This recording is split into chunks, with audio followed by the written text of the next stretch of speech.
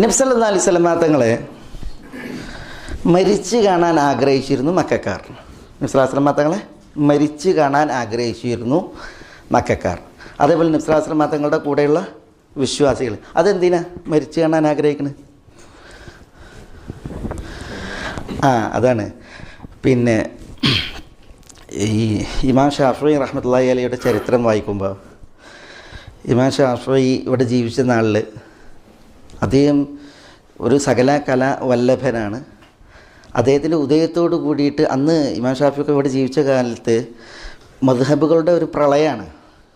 മദ്ഹബുകൾ 10-20 എണ്ണമാണ്, 4 മദ്ഹബൊന്നുമല്ല. ഷാഫി, ഹനഫി, ഹംബലി, മാലിക്, ഈ മദ്ഹബുകളല്ല, പിന്നെ ഒട്ടനവധി മദ്ഹബുകളാണ്. മനസ്സിലായല്ലോ? അത് മക്കയിൽ കുറേ ഉണ്ട്, മദീനയിൽ കുറേ ഉണ്ട്, യമനിൽ കുറേ ഉണ്ട്, സിറിയയിലുണ്ട്, പിന്നെ ബഗ്ദാദിലുണ്ട്, പിന്നെ കൂഫയിലുണ്ട്, ബസറയിലുണ്ട്, മസറിലുണ്ട്. ഇങ്ങനെ പലയിടത്തായിട്ട് പല മദ്ഹബുകളാണ്. അപ്പോൾ ഇമാം ഷാഫി റഹ്മത്തുള്ളാഹി അലൈഹിയെ സംബന്ധിച്ചിടത്തോളം അദ്ദേഹം ഒരു പിന്നെ വലിയ വളർച്ചയാണ്. അത് സകല കാല വല്ലഭനായി.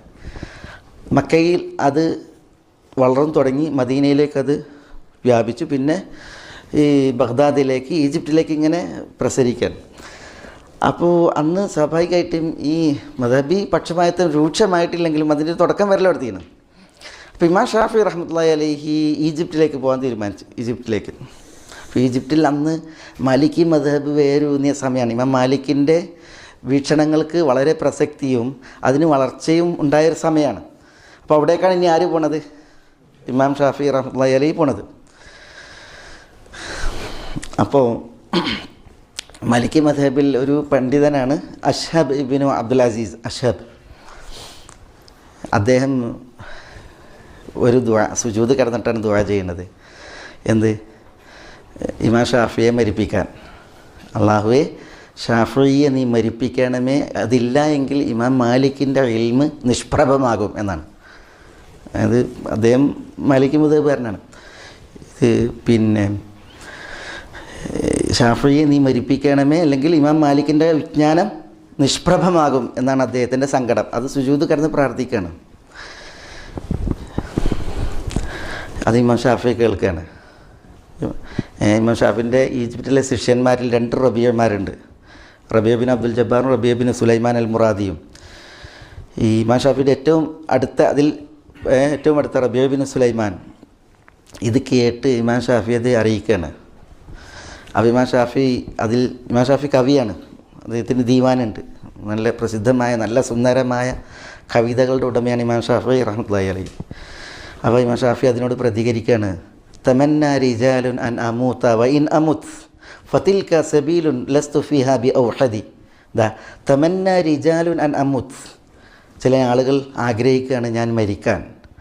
വ ഇൻ അമുത്, ഇനി ഞാൻ മരിക്കുകയാണ് എങ്കിൽ ഫതിൽക സബീലുൻ ലസ്തു ഫിഹാ ബി ഔഹദി, മരണം എന്നുള്ളത് ഒരു മാർഗമാണ്, അതിൽ ഞാൻ മാത്രമല്ല ആ വഴിയിൽ പ്രവേശിക്കുക, എല്ലാവർക്കും മരിക്കണ്ടേ. അതുകൊണ്ട് എന്തിനാണ് ആളുകൾ ഞാൻ മരിക്കാൻ ആഗ്രഹിക്കുന്നത് എന്ന് ഇമാം ഷാഫി പറയാണ് അതിനോട് പ്രതികരിച്ച്. എന്നിട്ട് പിന്നെ ഇമാം ഷാഫി പോവുകയാണ്. എവിടേക്ക്? ഈജിപ്തിലേക്ക് ഇമാം ഷാഫി വരുന്നുണ്ട് എന്ന് അറിയുമ്പോഴാണ് ഈ പ്രാർത്ഥന. അപ്പോൾ ഇമാം ഷാഫി പിന്നെ ആ പോണ സമയത്ത് പറയുന്നത്, ഫലസ്തു അദ്രി ഇലൽ ഇസ്സി വൽ ഗിന ഉസാഖു അം ഉസാഖു ഇലാ ഖബരി എന്നാണ്. ഫലസ്തു അദ്രി, എനിക്കറിയില്ല,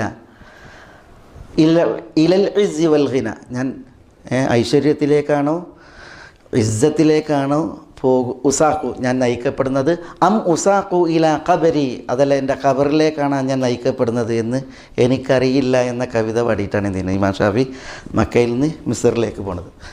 ശരി, ഇമാം ഷാഫി കൂടുതൽ ജീവിച്ചിട്ടില്ല. 150 ജനിച്ചു, 204 മരിച്ചു. 54 വർഷമാണ് ജീവിച്ചത്. ഈ യാത്രയിൽ ഇമാം ഷാഫി ഈജിപ്തിലെത്തി. പിന്നെ കൂടുതൽ കാലം ജീവിച്ചിട്ടില്ല. ഇമാം ഷാഫി പെട്ടെന്ന് മരിക്കുകയാണ് ചെയ്തത്. ഏതായാലും ഞാൻ പറഞ്ഞു തന്നെ എന്താണെന്ന് വെച്ചാൽ, ഈ ആളുകളുടെ മരണം കൊതിക്കുക എന്ന് പറഞ്ഞാൽ അത് ഏതിന്? ഈ അല്ലാഹുൽ മുസ്തആൻ, അസ്തഗ്ഫിറുല്ലാഹ്.